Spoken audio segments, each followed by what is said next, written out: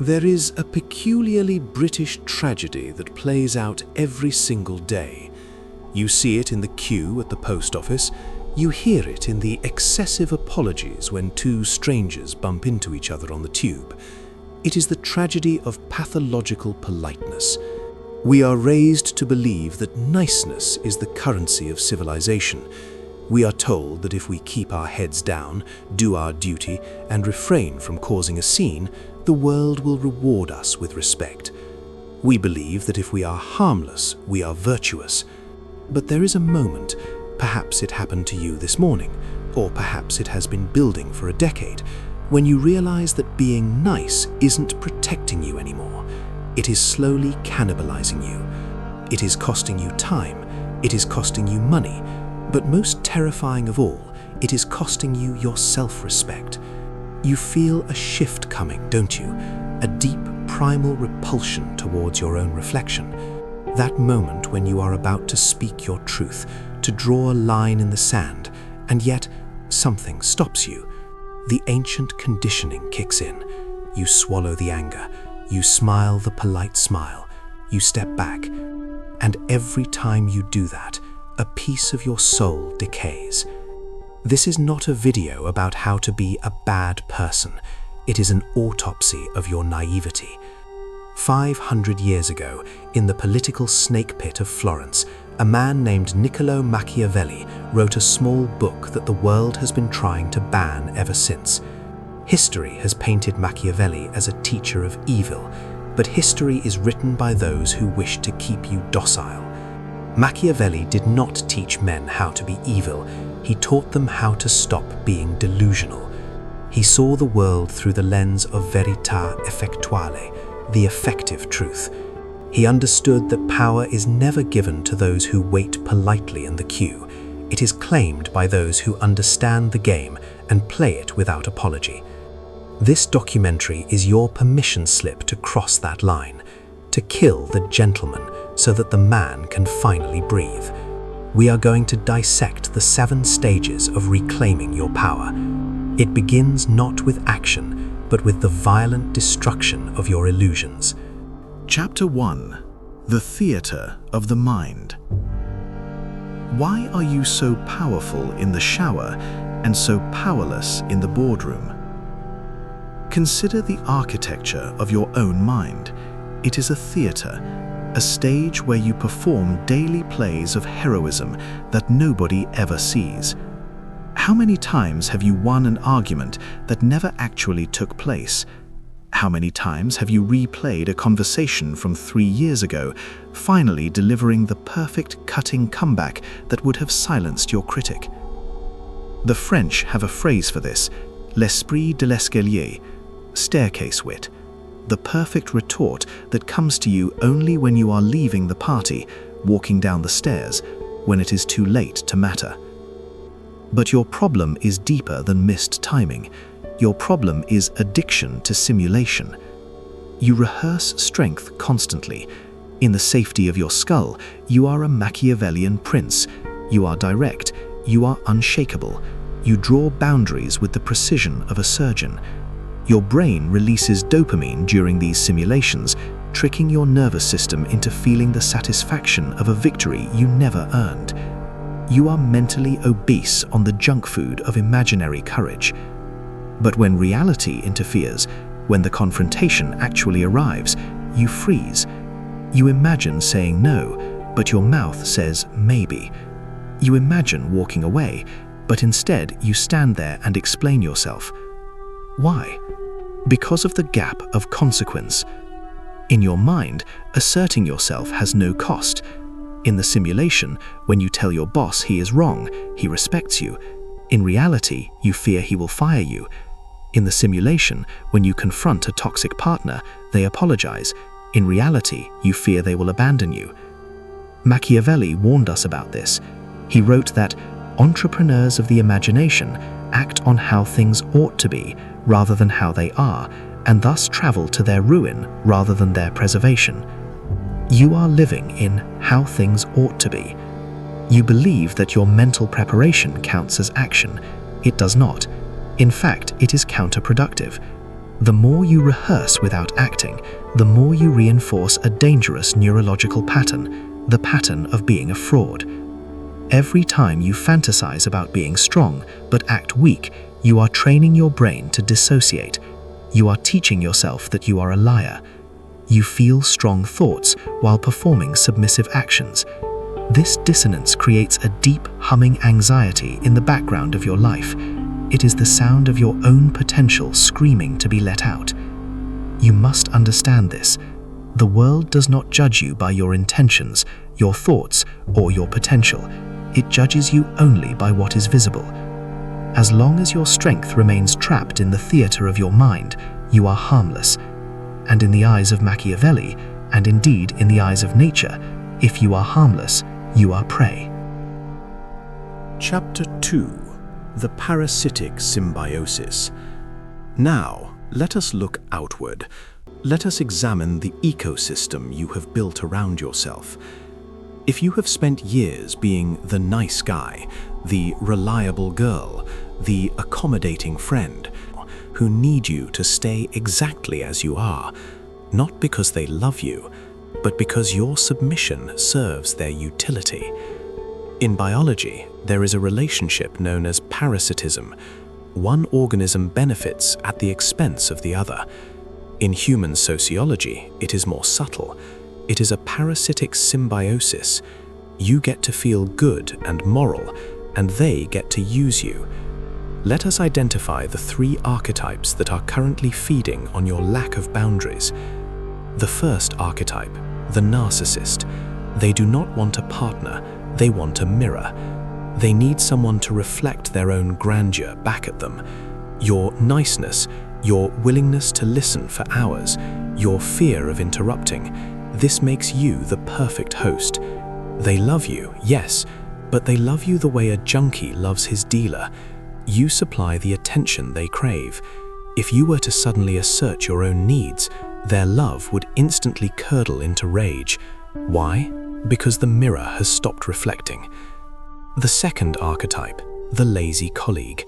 Machiavelli observed that in any hierarchy, the mediocre will always seek to exploit the competent but timid. You are competent, but you are timid. You pick up the slack, you finish the report, you stay late. You tell yourself you are being helpful. You are not, you are being exploited.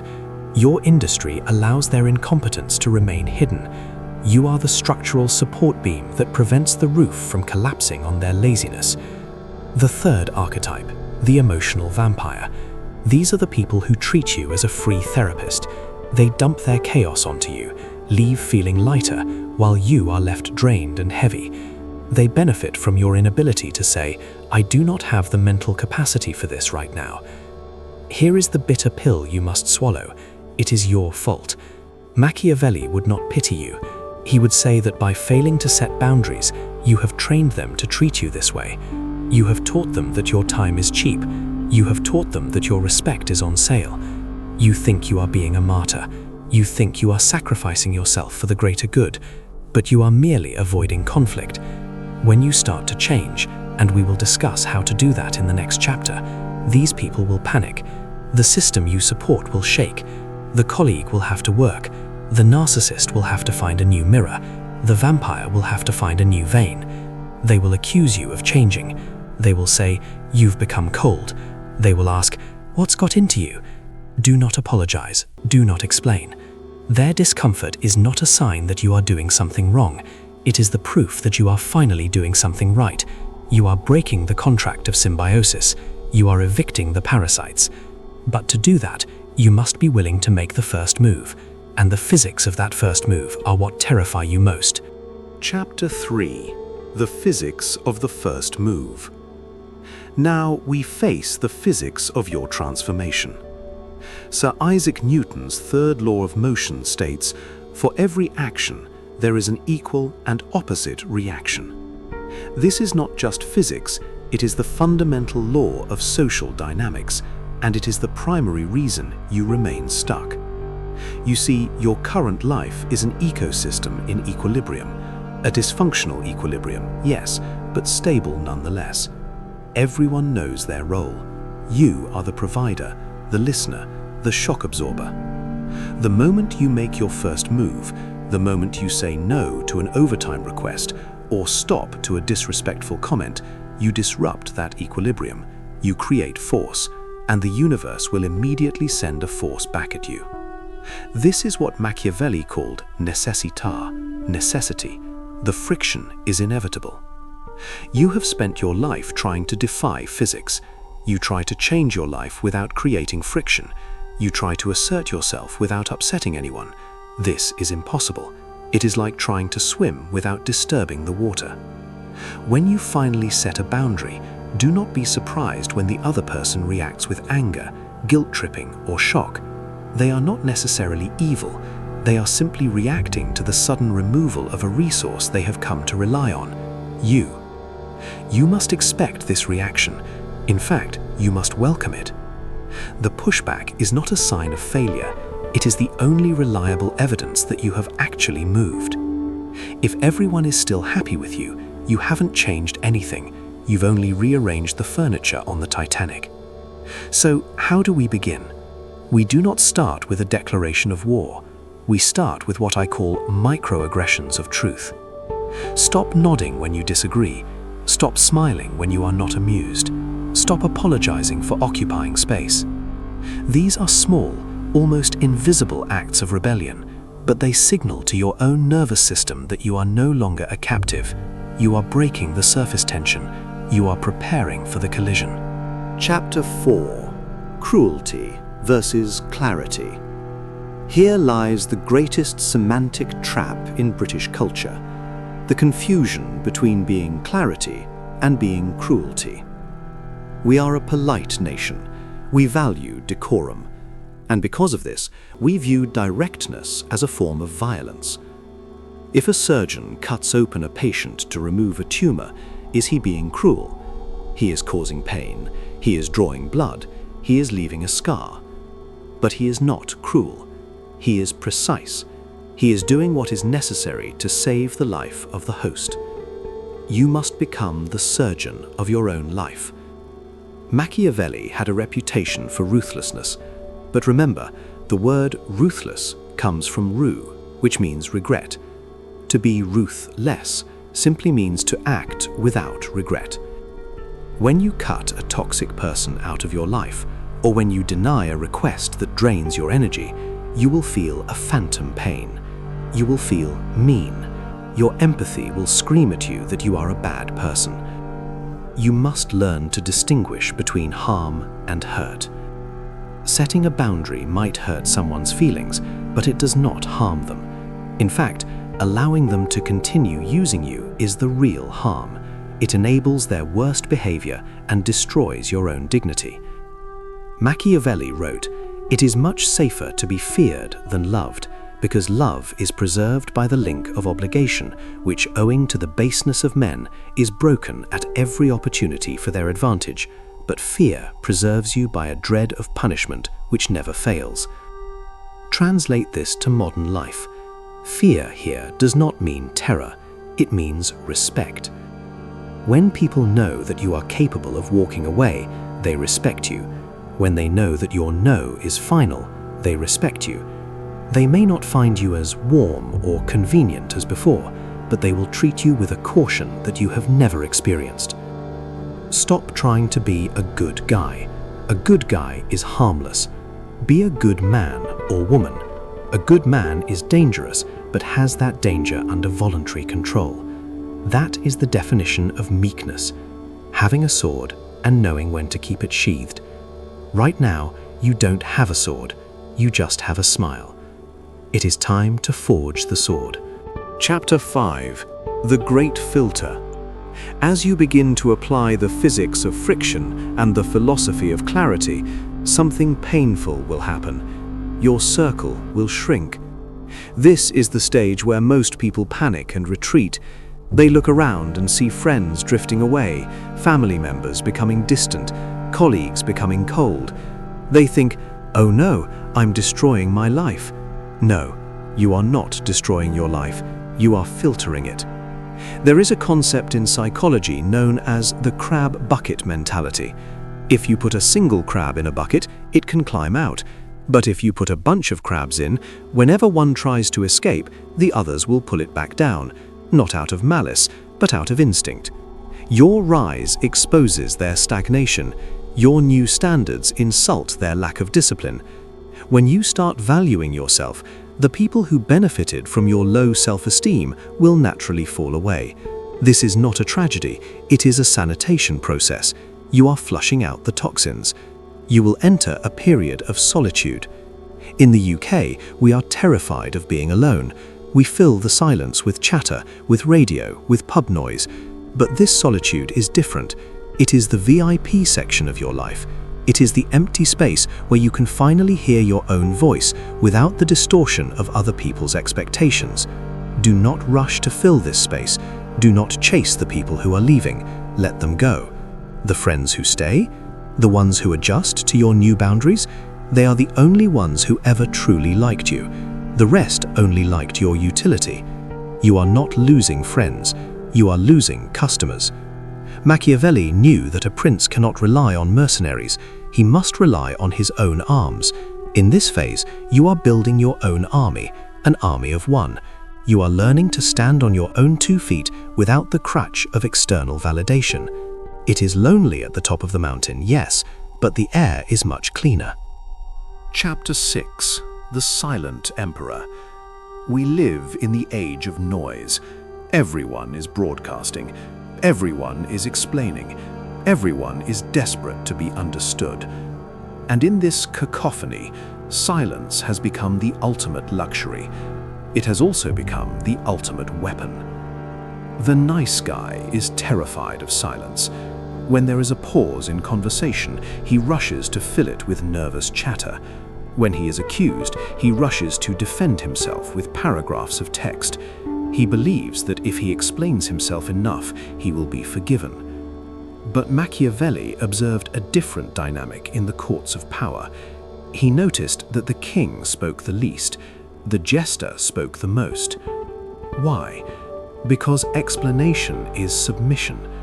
When you over-explain your decisions, you are subconsciously asking for permission. You are signaling that your choice is not valid until the other person approves it. From this moment on, you will adopt the strategy of strategic non-engagement. When someone baits you with a passive-aggressive comment, do not argue, do not correct them. Look at them. Hold the silence for 3 seconds. Let their words hang in the air, unsupported, until they fall under their own weight. When you set a boundary and they ask why, do not give them a PowerPoint presentation of your reasons. Simply say, because that doesn't work for me. This is the British stare weaponized. It is polite, yet terrifying. You are creating a vacuum, and human beings are terrified of vacuums. They will rush to fill that silence with their own insecurities, their own backpedaling. You don't need to win the argument. You just need to refuse to play tennis with a wall. Remember, your energy is a finite resource. Every time you engage with a fool, you are funding their theater with your attention. Cut the funding, starve the drama. Be the silent emperor. Chapter 7. The Rubicon Crossing. In 49 BC, Julius Caesar stood on the banks of the Rubicon River. To cross it with his army was an act of treason. It meant civil war. It meant there was no turning back. He crossed it, and he said the famous words, "Alia iacta est," the die is cast. You are standing on your own riverbank right now. Everything we have discussed, the mental rehearsals, the removal of parasites, the weaponized silence, it all means nothing if you keep a plan B in your pocket. The nice guy loves plan B. He wants to change, but he also wants to keep the option of retreating to safety if things get too hot. He wants to be respected, but he also wants to be liked by everyone. You cannot have both. Fear survives in the gap between decision and action. As long as you are 99% committed, you are anxious. You are bleeding energy trying to maintain two identities at once. The only cure for fear is total commitment. You must burn the boats. You must make the decision that you are no longer the person who apologizes for existing. This is the identity shift. It is not something you try to do. It is something you are. When you cross this line, you will feel a sudden, strange calmness. It is the calmness of a man who has no other option but to move forward. The bridge behind you is on fire. The only way is through. Epilogue: The New Social Contract. So here we are, the death of the nice guy. It is painful, isn't it, to kill the part of you that just wanted to be loved. But let me leave you with this final truth from the shadow of Machiavelli. Being harmless is not a virtue. A rabbit is not virtuous because it doesn't eat the wolf. It is simply a rabbit. It has no choice. Virtue, true virtue, is having the capacity for danger, the capacity for destruction, and choosing to control it. When you are capable of saying no, your yes finally has value. When you are capable of leaving, your presence finally has meaning. When you are capable of being dangerous, your kindness is finally real. You have spent your life acting. The curtain has fallen on that play. The audience has gone home. Walk off the stage. Step into the cold, sharp air of reality. It is darker out here, yes, but for the first time in your life, you are free. If you have crossed the Rubicon with me today, do not just like this video. That is too passive. I want you to leave a comment below. One word, a declaration to the algorithm and to yourself. Write crossed. And if you want to understand the deeper laws of human nature that schools were too afraid to teach you, subscribe. We are building a library for the few, not the many. Welcome to the real world.